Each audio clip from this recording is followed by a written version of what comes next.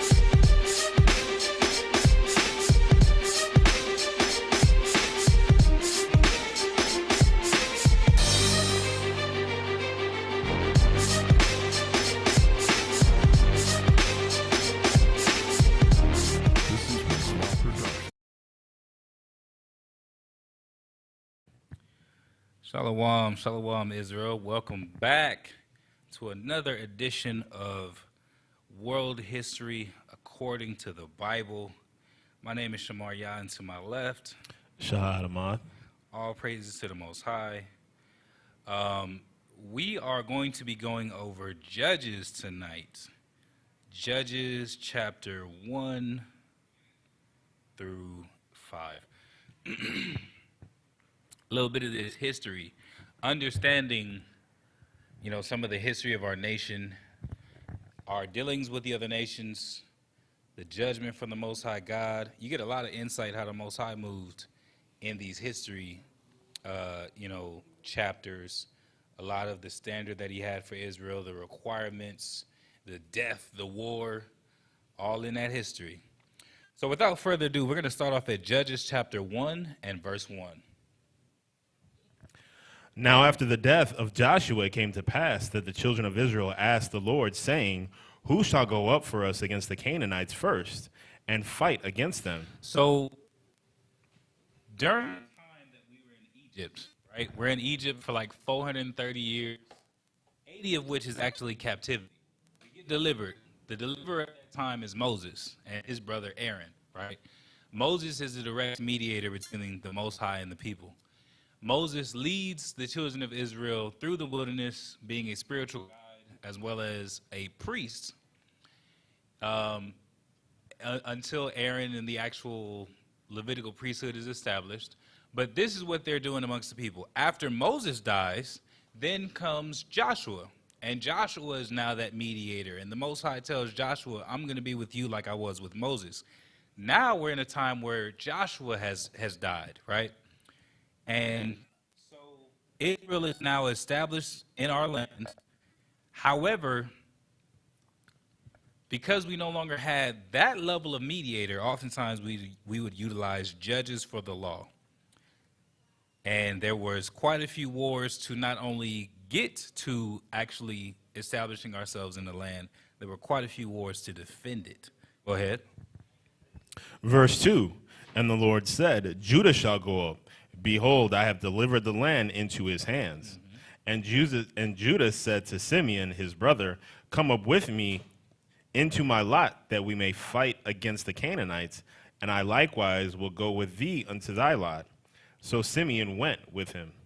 And Judah went up, and the Lord delivered the Canaanites and the Perizzites into their hand, and they slew of them in Bezek 10,000 men. 10,000 men of our enemies that fell. Go ahead. And they found Adonibezek in Bezek, and they fought against him, and they slew the Canaanites and the Perizzites. But Adonibezek fled, and they pursued after him, and caught him, and cut off his thumbs and his great toes. And Adonizebek said, 70 kings have their thumbs and their great toes cut off, gathered their meat under my table, as I have done. So God hath requited me. Mm-hmm. And they brought him to Jerusalem, and there he died. So Adonibezek, he was a cold dude. So he actually says he was known for cutting off the thumbs and big toes of kings that he had conquered. And from what I understand, it was so that they would be incapable of going to war. Can't hold a sword with only 4 fingers, at least not adequately. It affects your grip. And then you also, because you don't have a big toe, you can't run. Your big toe has a lot to do with stabilization of your body, and especially when you actually pivot to run. He would basically conquer these kings and immobilize them, right? And he said, man, I've done this to 70 different kings, and so the Most High, is only right that the Most High is doing it back to me. Go ahead. Verse 8. Now the children of Judah had fought against Jerusalem, and had taken it, and smitten it with the edge of the sword, and set the city on fire. And afterward the children of Judah went down to fight against the Canaanites that dwelt in the mountain, and in the south, and in the valley. And Judah went against the Canaanites that dwelt in Hebron. Now the name of Hebron before was Kirjatharba. And they slew Sheshai and Ahiman and Talman. And from thence he went against the inhabitants of Debir. And the name of Debir before was Kirjathshepher. So even though our people, and this is why I think it was either Moses or Joshua that gave a decree to Israel, make sure that even though you've been given your rest, it was Joshua, even though you've been given your rest, make sure you still cross over and fight with your brethren. Because as our people went through the different, I want to say coast, because it was all pretty much on the same coast, but as we went through the different sections of the land, chasing out the heathen that inhabited at that time, you had a section that was basically a turf that was cleared up for a tribe to settle in. And so he gave the decree, if your brothers are still fighting until they get their rest, you are to cross over this river and go fight with your brethren. So they actually are recapturing Jerusalem, right? Go ahead. Verse 12, and Caleb said, he that smiteth Kirjathshepher and taketh it, to him will I give Ashai, my daughter, to wife. And Othniel, the son of Kenaz, Caleb's younger brother, took it, and he gave him Ashai, his daughter, to wife. And it came to pass, when she came to him, that she moved him to ask of her father a field. And she lighted from her ass, and Caleb said unto her, what wilt thou? And she said unto him, give me a blessing, for thou hast given me a south land. Give me also springs of water. And Caleb gave her the upper springs and nether springs. And keep in mind, this is not his biological sister being given to biological brother. They're of the same tribe. Go ahead. Verse 16, and the children of the Kenite, Moses' father-in-law, went up out of the city of palm trees with the children of Judah into the wilderness of Judah, which lieth in the south of Arad. And they went and dwelt among the people. And Judah went with Simeon his brother, and they slew the Canaanites that inhabited Zephath, and utterly destroyed it. And the name of the city was called Hormah. Also Judah took Gaza with the coast thereof, and Askelon with the coast thereof, and Ekron with the coast thereof. And the Lord was with Judah, and he drave out the inhabitants of the mountain, but could not drive out the inhabitants of the valley, because they had chariots of iron. And they gave Hebron unto Caleb, as Moses said, and he expelled thence the 3 sons of Anak. And the children of Benjamin did not drive out the Jebusites that inhabited Jerusalem, but the Jebusites dwell with the children of Benjamin in Jerusalem unto this day. And the house of Joseph, they also went up against Bethel, and the Lord was with them. And the house of Joseph sent to descry Bethel. Now the name of the city before was Luz. And the spies saw a man come forth out of the city, and they said unto him, shew us, we pray thee, the entrance unto the city, and we will shew thee mercy. And when he shewed them the entrance into the city, they smote the city with the edge of the sword, but they let go the man and all his family. And the man went into the land of the Hittites, and built a city, and called the name thereof Luz, which is the name thereof unto this day. Neither did Manasseh drive out the inhabitants of Bethshean and her towns, nor Tanakh and her towns, nor the inhabitants of Dor and her towns, nor the inhabitants of Ibelem and her towns, nor the inhabitants of Megiddo and her towns, but the Canaanites would dwell in that land. And it came to pass, when Israel was strong, that they put the Canaanites to tribute, and did not utterly drive them out. Neither did Ephraim drive out the Canaanites that dwelt in Gezer, but the Canaanites dwelt in Gezer among them. Neither did Zebulun drive out the inhabitants of Kitron, nor did the inhabitants of Nahalal, but the Canaanites dwelt among them and became tributaries. Neither did Asher drive out the inhabitants of Achoah, nor the inhabitants of Zidon. So first and foremost, okay, going back to the Caleb thing, that threw me a little bit for a loop. I have to look into it, but I do believe he did marry his niece. But the thing was, you start to see Israel's decline, not only in some of the actions such as that one, but we were given clear instructions. When you get into this land, you're to chase away all the inhabitants. There is no coexisting. There is no integration. The land is to be pure. And that's the whole thing. That was something that we talked about last night, the value of having your own land and your own established government. You don't have to be concerned with the interests or multiple interests from multiple people. You literally have an established people under one law, under one God, and in one place. total control. You're able to actually govern as the Most High sees fit and has instructed us to do so. But that's only going to be effective if these other nations, with their gods and their idols and their customs and their laws, don't exist amongst us. They would have still, we still traded with the other nations, still had, relationships, but that doesn't mean that they had to dwell amongst us. But lo and behold, you had all these different tribes and all these different parts of Israel that didn't drive out some of their inhabitants. What verse were you at? 32. So you had Ephraim. They didn't drive out the Canaanites. Canaanites have been a thorn in our side all throughout our history. Zebulon, they didn't drive out some of the inhabitants. Asher, Manasseh. So all these tribes, and you see, this is just the introduction. This is the first 5 chapters. But as you see through Judges, you're going to see the decline of Israel. You're going to start seeing us going into captivities, us starting to violate laws, the Most High being wroth with our people, all because the instructions that we were given was not carried out according to the Most High's will. Go ahead. Nor the inhabitants of Zidon, nor of Alab, nor of Akzib, nor of Helba, nor of Aphik, nor of Rehob. But the Asherites dwelt among the Canaanites in the inhabitants of the land, for they did not drive them out. Neither did Naphtali drive out the inhabitants of Bethshemesh, nor the inhabitants of Bethanath.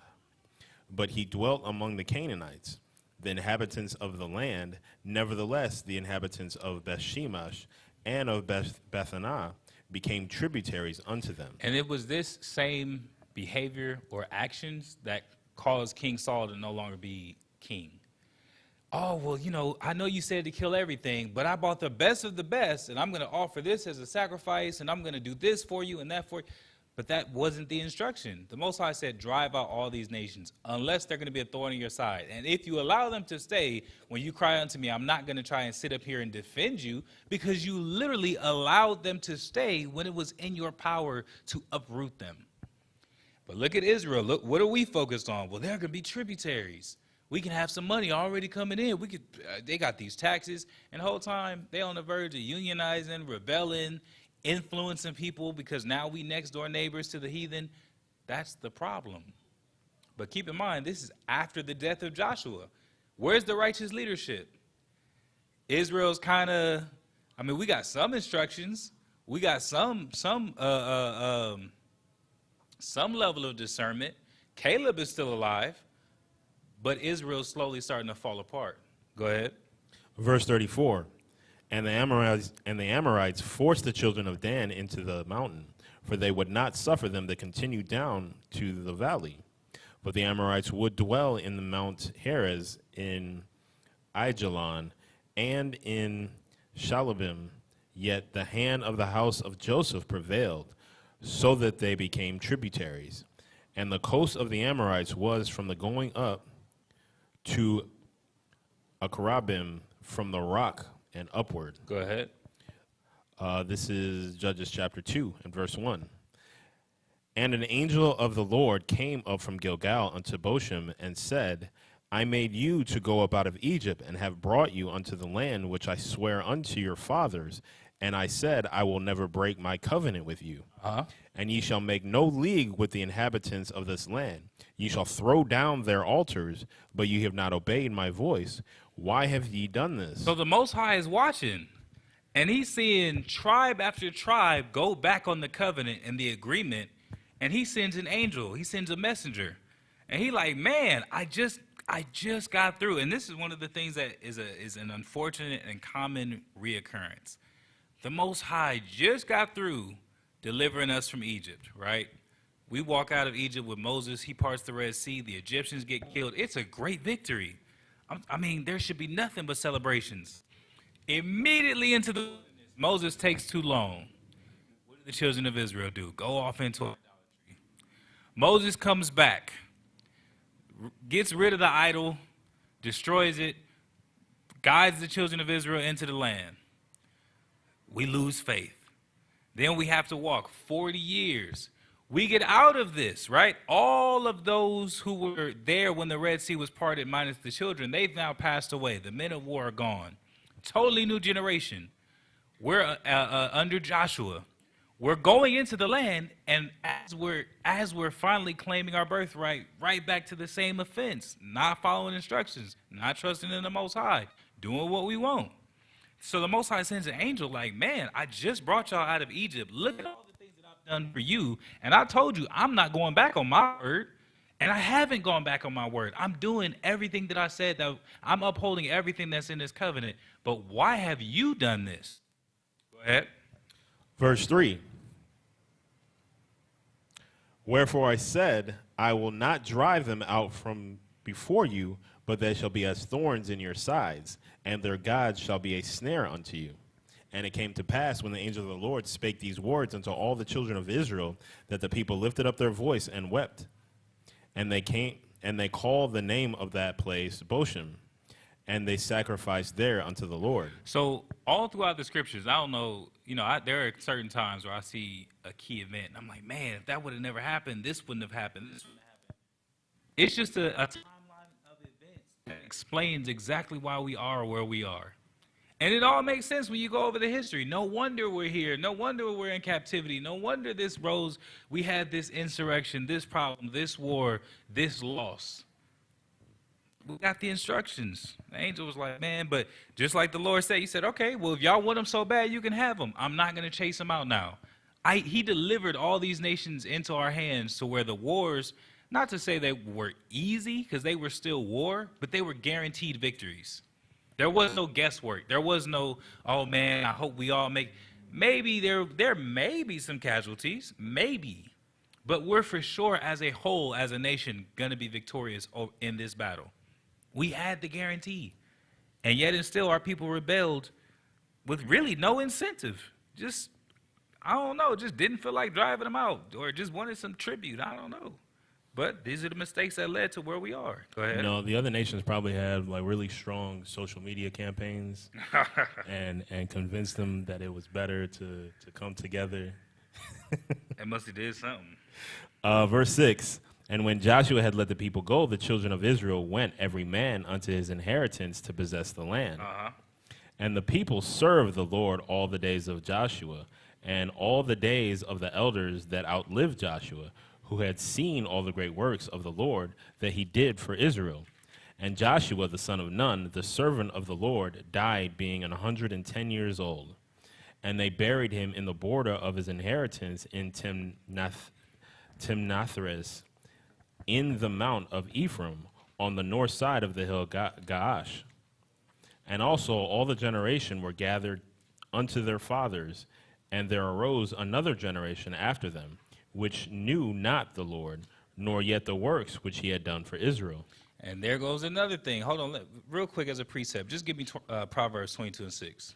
I know I said I had no precept, but it's making me think. So here's another issue, because if you look at the history of Israel, you get a lot of heads up as to what our people commonly struggle with, what we're predisposed to do, right? If you look at your family and you're like, man, everybody for the last 7 generations has died to lupus, you can look at yourself and say, oh man, I'm probably in danger. When we look at our people's history, we see these reoccurring issues over and over and over. And one of which, Proverbs 22 and 6. Train up a child in the way he should go, and when he is old, he will not depart from it. We're not training up that next generation.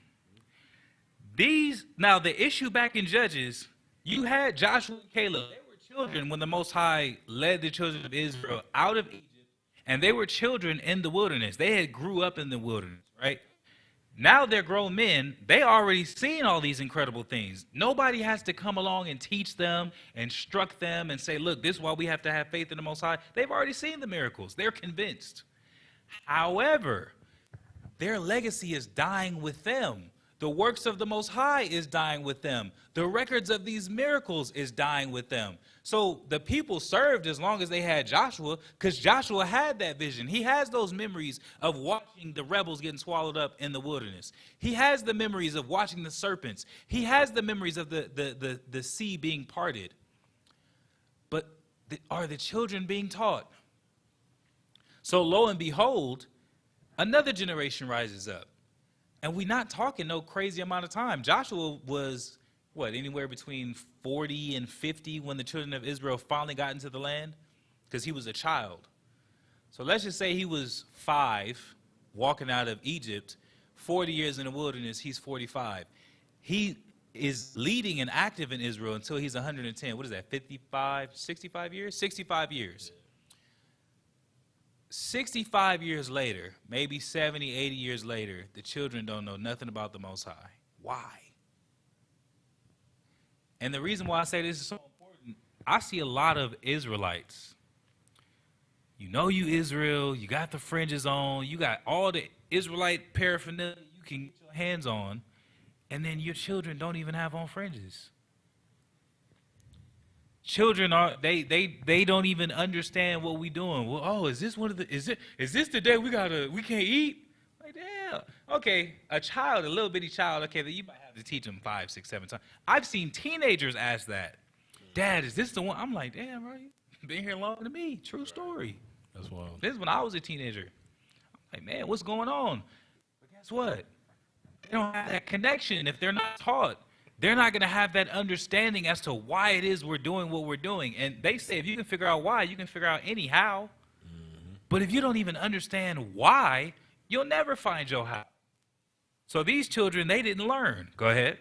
Verse 11, and the children of Israel did evil in the sight of the Lord and served Baal. And look what they immediately went to. Oh, Joshua gone, Caleb gone, the elders gone. Okay, well, now we get to choose. Well, we don't feel no connection to the Most High. We haven't learned about the Most High. We haven't heard about the Most High. So they wouldn't immediately serve another God. Because guess what? Our forefathers, but their fathers didn't even chase out these other nations. So it ain't even like they got to go way out the land and it's only righteousness to be found within these coasts. They going next door to the heathen. Have you heard of Baalim? Oh, no. This is what he does for me. See? Right.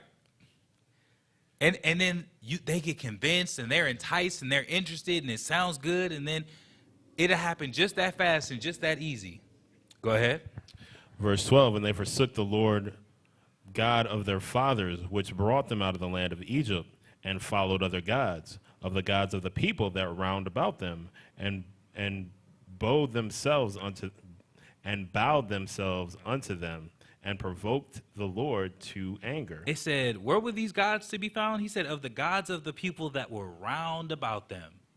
They was right there, waiting to influence. That's what these heathen do. They love to be a part of whatever Israel got going. They are insulted and disgusted. They'll do anything to get invited. Can I come to the cookout? Because while I'm there, I'm not even interested in trying this exquisite food. I want to see who I can influence. Yeah. That's the heathen's goal. People be thinking we tripping. Man, go somewhere by yourself and look approachable. Come. They be like, oh, look, there go one of them. Hey, brother. Right. And no, really, that easy. Because they want to come and talk to you. They want to come in and plant some seeds. Let me just give you a little bit of this ideology. This is true story. That's the spirit. Yeah. The spirit never left them. Literally. Verse 13. And they forsook the Lord and served Baal and Ashtaroth. And the anger of the Lord was hot against Israel. And he delivered them into the hands of the spoilers that spoiled them. And he sold them into the hands of their enemies round about, so that they could not any longer stand before their enemies. Real quick. I believe I want Deuteronomy 7:1. Hold on, let me see.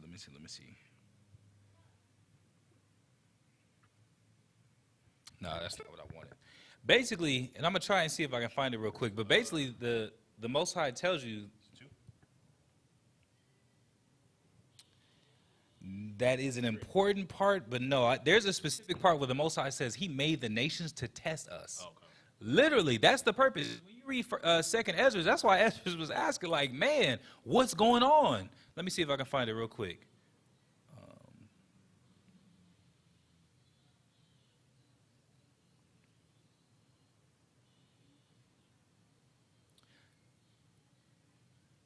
Matter of fact, let me see. If I can't find it, I'll continue on. But I hope I can real quick. Oh, matter of fact, it's actually in the next chapter in Judges. Real quick, jump over to 3:1. This is Judges chapter 3 and verse 1. Now these are the nations which the Lord left to prove Israel by them, even as many of Israel as had not known all the wars of Canaan. So the Most High already shows you, I'm using these other nations to prove you. If everything was already righteous and there's literally no knowledge of wickedness, there's no choice in that. That's all you know, that's all you're going to do. There is no, but he said, these other nations, I'm going to leave them there to see what you will do.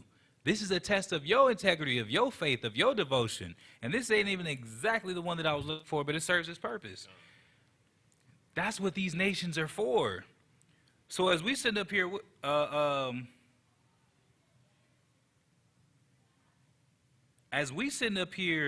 intermingling with these nations, that's why they exist. They basically have a purpose. They're either going to be servants, they're going to be our punishment because we go into captivity to serve these other nations, or before either one of those has been decided, they're going to be there as a test. That's the purpose of these other nations. Go ahead. Has that changed? Absolutely not. Huh? It's still to this day. To this day, they're either going. Well, matter of fact, we experiencing the effects. We're experiencing judgment. We still have the choice, and in the next life, they will be servants. Huh? It has never changed. Go ahead. 14? 15. 50, yeah. This is verse 15. Whithersoever they went out, the hand of the Lord was against them for evil, as the Lord had said, and as the Lord had sworn unto them, and they were greatly distressed. So now the Most High is against our people. He like, man, if it's, you ever heard that saying? They're like, man, if it's F me, God. how I feel about you? Right. Most High like, oh, y'all serving them other gods? Let them save you. God. Go ahead. Verse 16. Nevertheless, the Lord raised up judges, which delivered them out of the hand of those that spoiled them. And even still, the Most High is so merciful. As much as, we have given the Most High every bit of reason to cast us off and to really be at more peace. He even told Moses, man, I can make a whole new generation out of you. Christ said, man, I can raise people out of these rocks. He's like, he has every incentive and motive to say, man, I could just do away with these people. They're problematic. They're disrespectful. They're argumentative. They're unfaithful. They're rebellious. And yet and still, every chance that we sit up here and provoke the Most High, he gives us a little chastening, and then he like, all right, I really don't even want to see you like this. At the time that I put you in captivity, I already have a way for you that I plan to let you out. I'm going to put my spirit on this man, this person, even some sisters, so that eventually you'll be delivered. You talking about mercy. Go ahead. Verse 17. And yet they would not hearken unto their judges. Oh, my goodness. But they went a-whoring after other gods and bowed themselves unto them. And they turned quickly out of the way which their fathers walked in, obeying the commandments of the Lord, but they did not so. It said that we went out quickly though. Soon as we saw the opportunity, and that's why we talk about, you get to see the youth of this generation and the level of faith and connection that they feel. You know how someone feels about something when they no longer need it to survive. That's why, first and foremost, they say that with parents. You can tell how you treated your children when they no longer need you. Because do they want to visit? Right. Do they want to be around? They like, man, I can't wait to get away from you. You see a lot. You see the level of connection. It's reflected when it's not necessary. Mm-hmm. So the same thing with our people. We were serving the Most High as long as we had to. We got judges. Oh, he got killed, man. I ain't going to say I'm over here. I ain't going to talk about, you got a ball statue in your backyard. I ain't going to tell nobody. But then let these righteous judges and these righteous men die of old age, and all of a sudden, where did all these other gods come from? It's free for all. They departed quickly out of the way of obeying the Lord. Go ahead. Verse 18, and when the Lord raised them up judges, the Lord was with the judge and delivered them out of the hands of their enemies all the days of the judge. For it repented the Lord because of their groanings by reason of them that oppressed them and vexed them. So the Most High, he was like, man, I still got this connection with you. So he said he would put his spirit on the judge, and he would protect Israel basically with the hand of this judge. Because he said, man, I don't want to see all like this. But look what we did. Go ahead.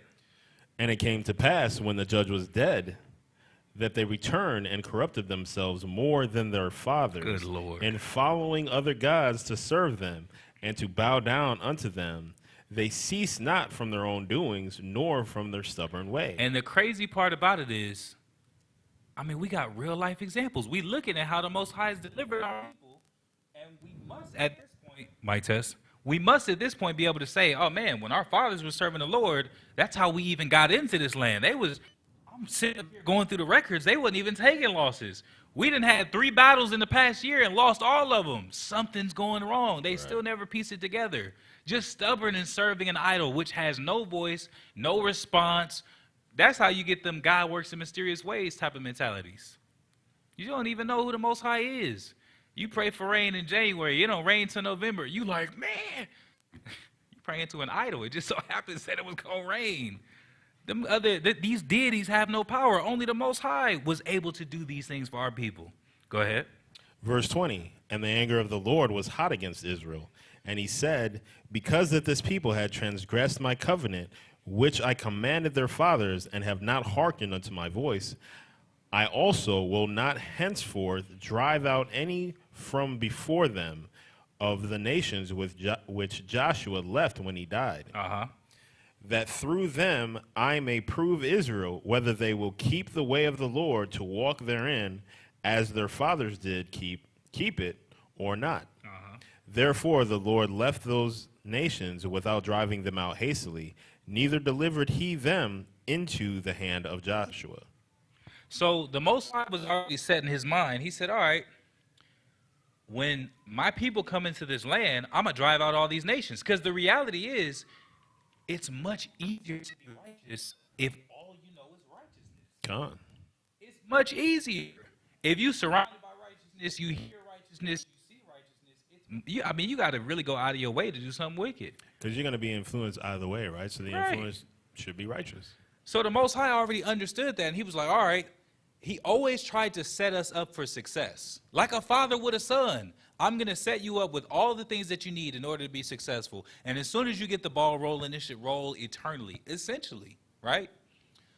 But lo and behold, in the process of getting established, we sit up here and transgress. And the Most High was like, oh, do y'all even really want this righteousness? Do you even really want a pure land? Do you even really want a relationship? He said, you know what? I think I am going to leave a couple of these nations.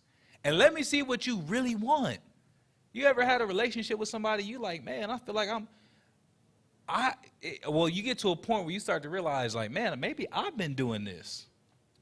You know what I'm saying? Like, damn, I thought we was in this together, but it really seemed like it seemed like I'm just creating something you don't even want. Right. Now I got to low-key take a step back. Am I tripping? Like, I'm fighting you to be with you? Right. Damn. Fighting you to be with you. That's when the Most High was like, hold on. Let me take a step back and let me leave some of these nations. And it wasn't even that he decided to leave them. We left them, and he was like, I'm going to just let them do what they're going to do at this point. Y'all want to be stubborn, you want to be hard-headed, rebellious, I'm not even going to fight you no more. I'm going to leave these nations there. And he could have still, because you saw, we see earlier in the scriptures, he sent hornets and wild beasts. He still could have driven out the other nations with his weapons outside of Israel, but he said, I'm not even going to do that. I'm going to leave these nations. And these nations are going to help me prove, let me see what you really want. Let me see what you're really made of. Let me see. Hold on. Go ahead. Chapter 3 and verse 1. Now these are the nations which the Lord left to prove Israel by them, even as many of Israel as had not known all the wars of Canaan. Only that the generations of the children of Israel might know to teach them war, at the least such as before knew nothing thereof. So he said not only was they left there, but also there was a reason for us to maintain that warrior mentality. And one of an easy everyday reminder is being able to see that there are heathens that are not far. That discourages our people from getting too relaxed, because you're like, man, it's low-key a lot of them over there. Anytime they could decide to attack, we should be, he said at the least that they should know, you got to still keep your hands right. He said, okay, that's another reason why they're going to be there. Go ahead. Verse 3, namely 5 lords of the Philistines, and all the Canaanites, and the Sidonians, and the Hivites that dwelt in Mount Lebanon, from Mount Baal Hermon unto the entering in of Hamath. And they were to prove Israel by them, to know whether they would hearken unto the commandments of the Lord, which he commanded their fathers by the hand of Moses. And the children of Israel dwelt among the Canaanites, Hittites, and Amorites, and Perizzites, and Hivites, and Jebusites. And they took their daughters to be their wives, and gave their daughters to their sons, and served their gods. And the children of Israel did evil in the sight of the Lord, and forgot the Lord their God, and served Baalim and the groves. Real quick, let's go to Deuteronomy chapter 7. What was that, 2 and 3? This is Deuteronomy chapter 7 and verse 2. Uh-huh. And when the Lord thy God shall deliver them before thee, thou shalt smite them and utterly destroy them. Thou shalt make no covenant with them, nor shew mercy unto them. Neither shalt thou make marriages with them. Thy daughter thou shalt not give unto his son, nor his daughter shalt thou take unto thy son. So first and foremost, this is Deuteronomy 7. We're talking about way earlier. Our people were given these decrees. Mic test. Our people were given the decrees over and over. Can I get a different one? Yeah. We were given the decrees over and over. Don't sit up here and make leagues with these other nations. No agreements. You know what's a perfect example of that? Tribute. You can stay here as long as you provide such and such. You can be our wood fetchers. You can be our water gatherers. You can be our farmers. You can be our tributaries. None of that was supposed to take place. None of those things was even supposed to be an option, right? But lo and behold, our people did all of the above. And then on top of that, one of the main, I'm not even going to say a main thing, because getting them out the land was a main thing.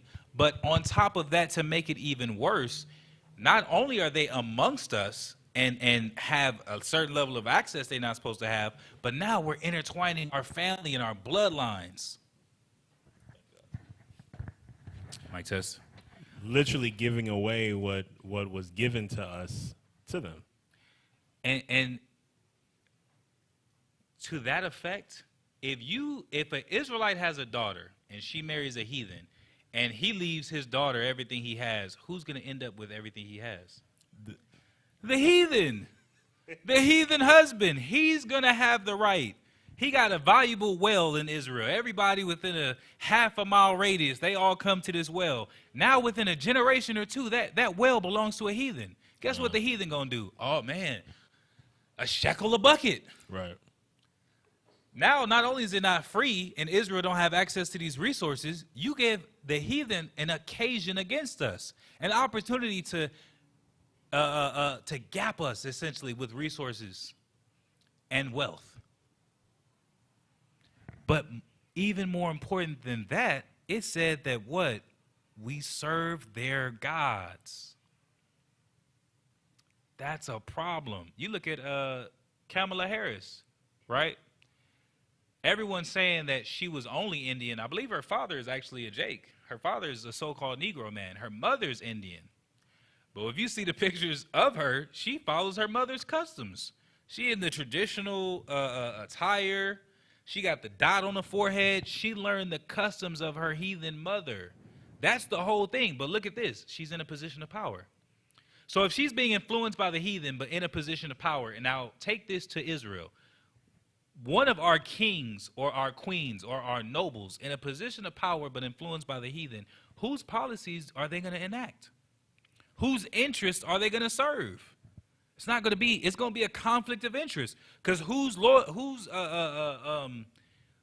interest do you have loyalties to? It's that simple. And it's that easy for things to go wrong, for our people to go astray, and for things to become destructive. Go ahead. Verse 8. Therefore the anger of the Lord was hot against Israel, and he sold them into the hand of Shusheshrisha. That's crazy. They must have just called him Chew. It's a crazy name. Shushan Rishatham, king of Mesopotamia. And the children of Israel served Shushan Rishatham 8 years. And when the children of Israel cried unto the Lord raised up a deliverer to the children of Israel, who delivered them, even Othniel, the son of Kenaz, Caleb's younger brother. Go ahead. And the Spirit of the Lord came upon him, and he judged Israel, and went out to war. And the Lord delivered Shushan-Rishatham, king of Mesopotamia, into his hand, and his hand prevailed against Shushan-Rishatham. They keep putting it in there. And the land had rest 40 years, and Othniel, the son of Kenaz, died. Now, same old story. We got a righteous judge. The Most High's with him. He's doing work for the nation. Not even just sitting at home judging matters from the comfort of a throne, but going out to war before Israel, assisting our people. He dies, and then what happens? Verse 12, and the children of Israel did evil again in the sight of the Lord, and the Lord strengthened Eglon, the king of Moab, against Israel, because they had done evil in the sight of the Lord. And he gathered unto him the children of Ammon and Amalek, and went and smote Israel, and possessed the city of palm trees. Man. So the children of Israel served Eglon, the king of Moab, 18 years. And it literally said the Most High strengthened our enemy to bring him against us. God. That's how it works. Man, I really liken that into like programming on a computer, coding. If this, then this. It's that simple for the Most High to tweak something in our brains and make us fearful, or tweak something in our enemies' brains and make them bold. Tweak something in our genetics and make us strong or weak, or to live forever or to die. It's that simple for the Most High. Go ahead. Verse 15.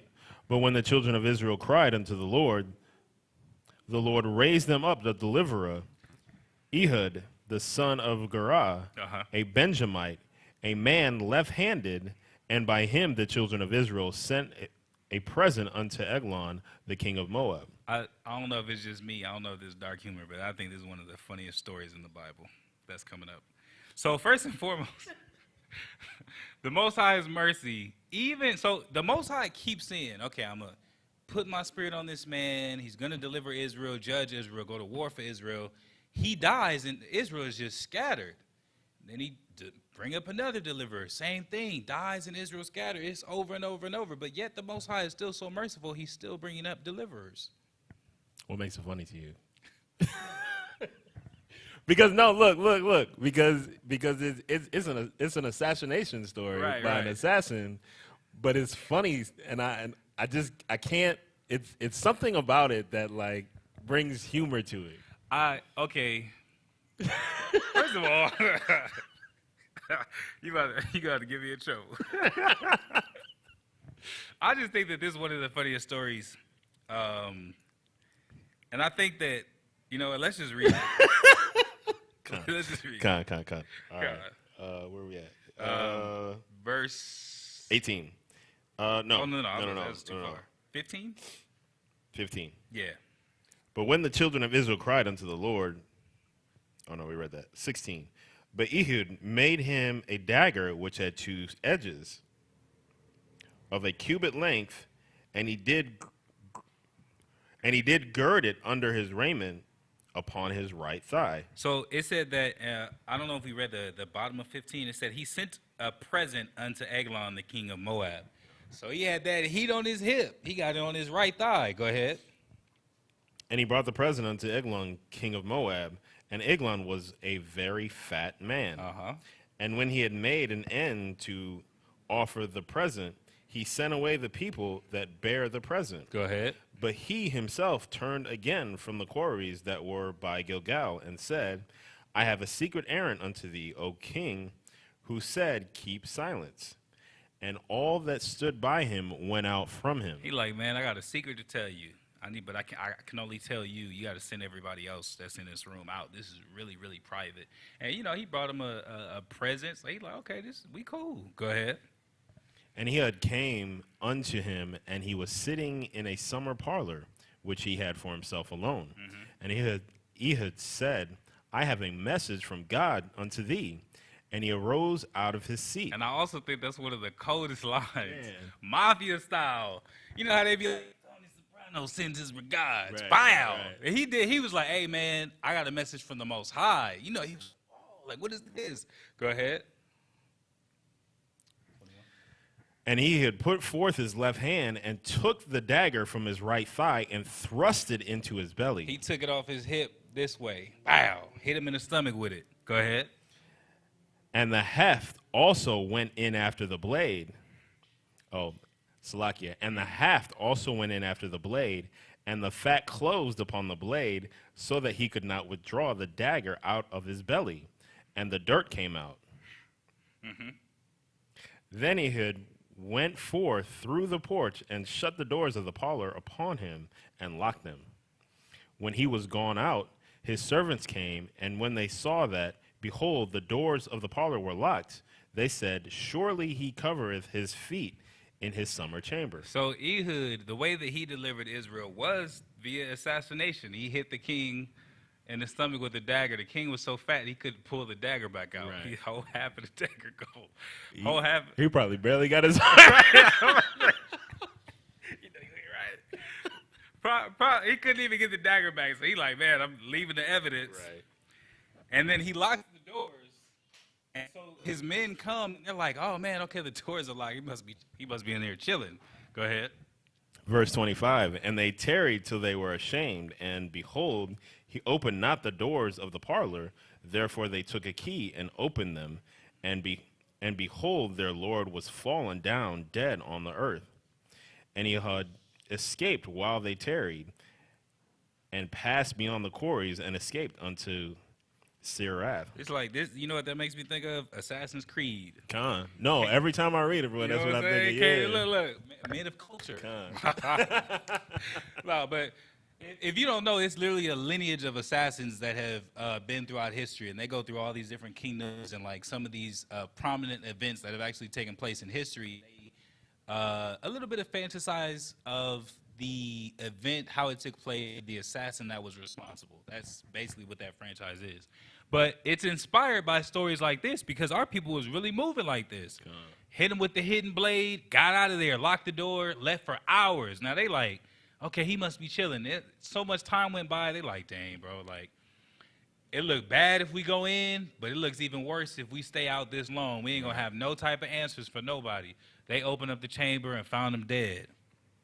Go ahead. Verse 27, and it came to pass when he was come that he blew a trumpet in the mountain of Ephraim, and the children of Israel went down with him from the mount, and he before them.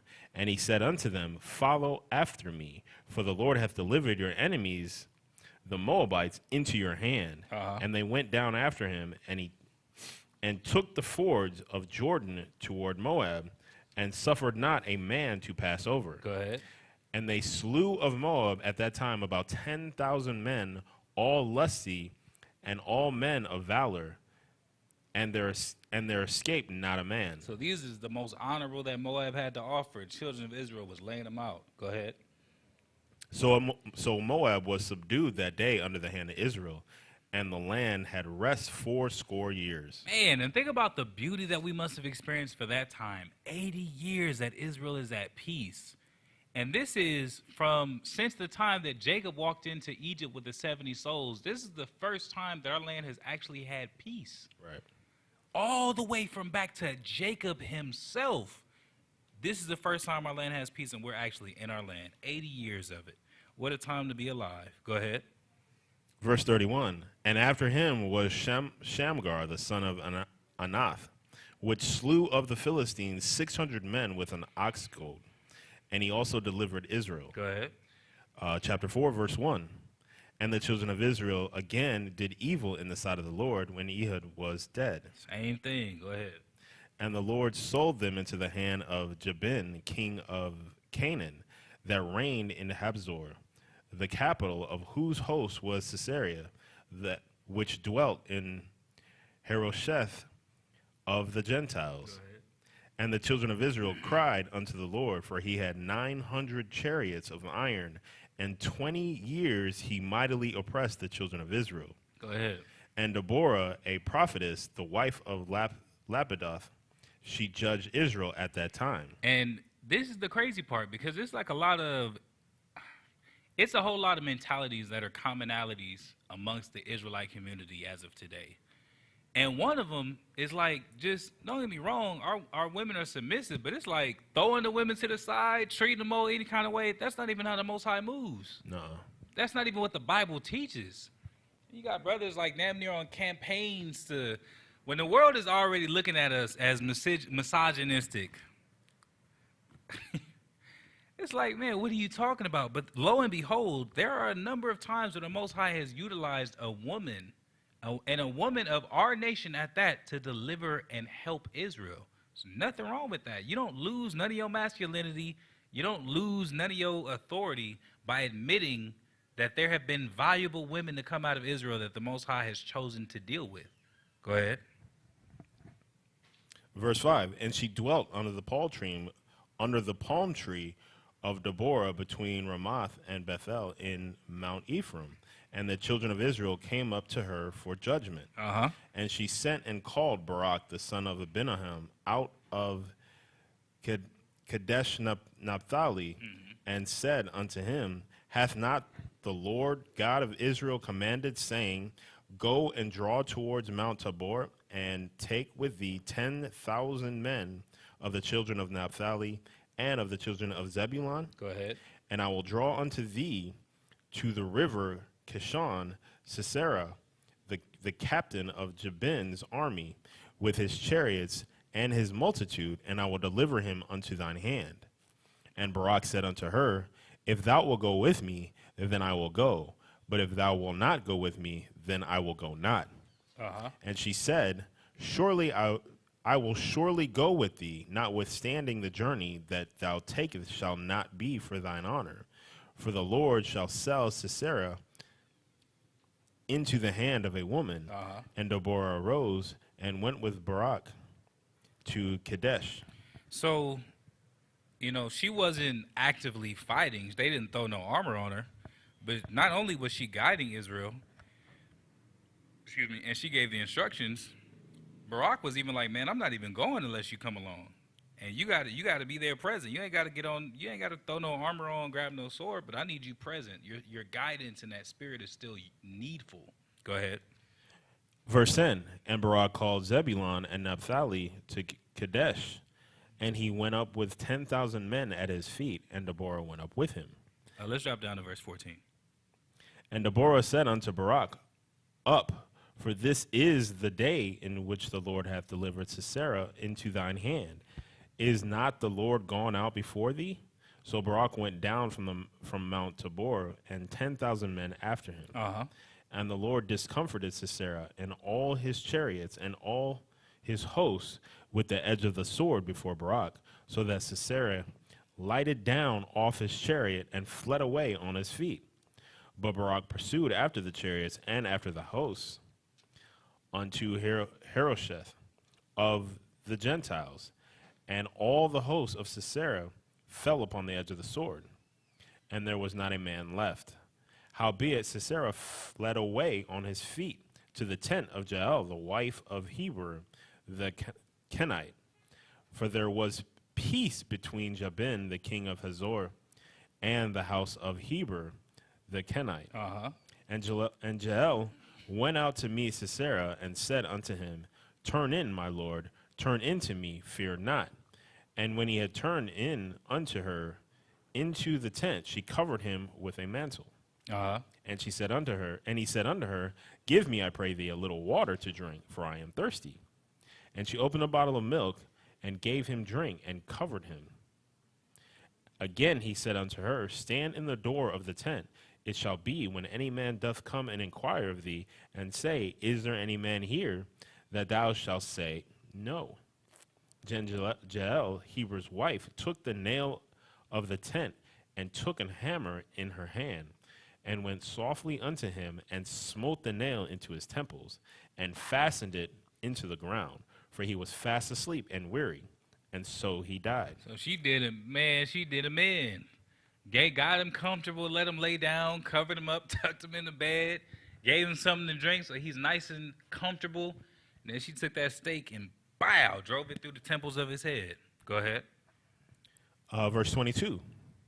And behold, as Barak pursued Sisera, Jael came out to meet him, and said unto him, Come, I will shew thee the man whom thou seekest. And when he came into her tent, behold, Sisera lay dead, and the nail was in his temples. So God subdued on that day Jabin, the king of Canaan, before the children of Israel. And the hand of the children of Israel prospered and prevailed against Jabin, the king of Canaan, until they had destroyed Jabin, the king of Canaan. Go ahead. Chapter 5, verse 1. Then sang Deborah and Barak, the son of Abinoam, on the day, saying, Praise ye the Lord for the avenging of Israel, when the people willingly offered themselves. Hear, O ye kings, give ear, O ye princes. I, even I, will sing unto the Lord. I will sing praise to the Lord God of Israel. Lord, when thou wentest out of Seir, when thou marchest out of the field of Edom, the earth trembled, and the heavens dropped. The clouds also dropped water. The mountains melted from before the Lord, even that Sinai from before the Lord of God of Israel. In the days of Shamgar, the son of Anath, in the days of Jael, the highways were unoccupied with the travelers, and the travelers walked through byways. The inhabitants of the villages ceased. They ceased in Israel until that I, Deborah, arose, that I arose a mother in Israel. They chose new gods. Then was war in the gates. Was there a shield or spear seen among 40,000 in Israel? My heart is toward the governors of Israel, that offered themselves willingly among the people. Bless ye the Lord. Speak ye that ride on the white asses, ye that sit in judgment and walk by the way. They that are delivered from the noise of the archers in the places of drawing water, there shall they rehearse the righteous acts of the Lord, even the righteous acts towards the inhabitants of the villages Hold on. in Israel. So first and foremost, a couple of things, because this whole chapter is the song that Deborah and Barak heard.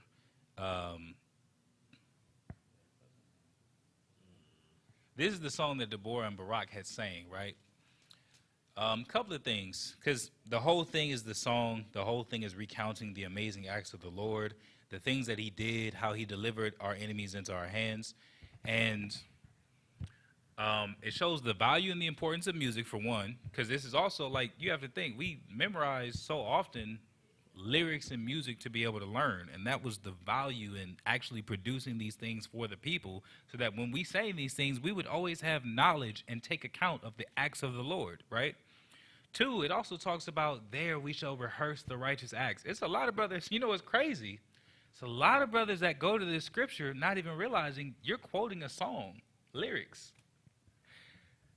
To learn and to educate and to teach someone, saying to this day how we're rehearsing the righteous acts, right? But like I said, this is a recount of everything that happened. They highlighted Jael, the wife of Eber the Kenite. Let's finish it up. Let's just drop down to verse 31.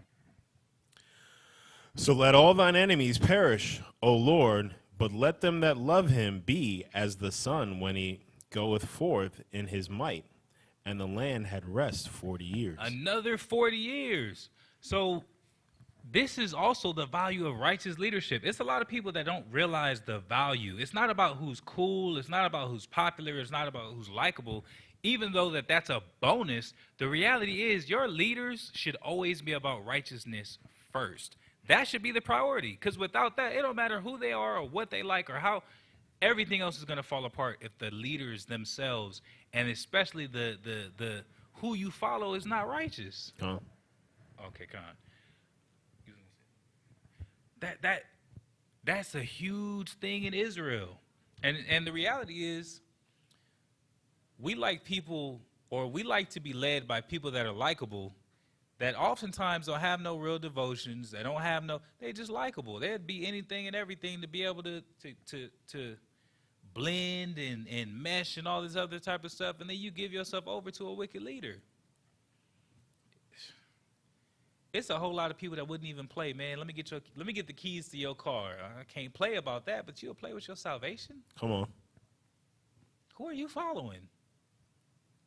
Better check resumes and credentials. Righteousness is that forefront, and that's ultimately what gets the blessing, the mercy, the help of the Most High. What can't we do with the Most High? We've literally watched miracles as a people, seeing things that should be impossible. But the scriptures say with the Most High, there is nothing that is impossible. There is nothing that's out of reach as long as the Father allows it to be so. And they literally sang a song to recount and to teach their people. And the result is 40 years of peace.